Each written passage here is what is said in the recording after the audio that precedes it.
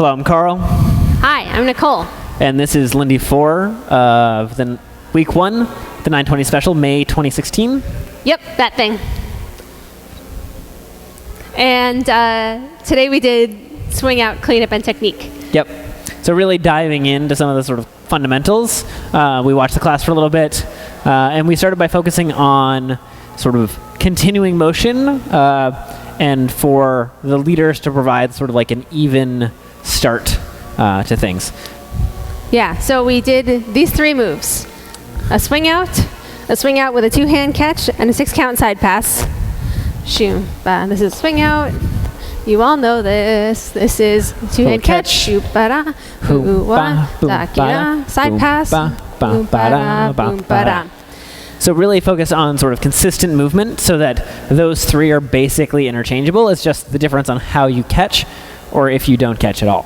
Yeah. The next thing we talked about was people were getting to the end of moves very quickly, and there was a lot of intensity in the dancing, so we asked you all to dial it back. One ingredient that made that easier and better was really thinking about your pulse.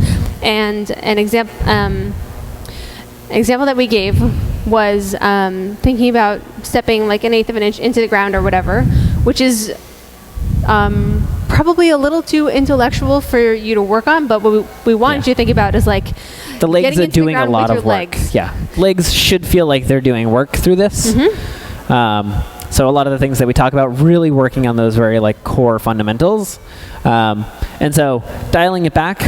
We have a gentle, connected swing out, but we still maintain energy within ourselves. So the error is often to take away all the energy, and you sort of like lose the shape and your own like feeling of the dance. We want to maintain that feeling of the dance. And this allows us to keep the gush that's in swing outs. Shoo, ah, boom.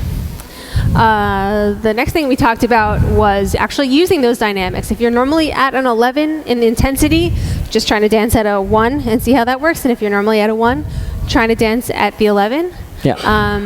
We don't really need to demo that. We can sort of move to the next bit. And then we ended up talking about leads. Once you are giving a lot of energy, making sure that you are absorbing it with this catching hand.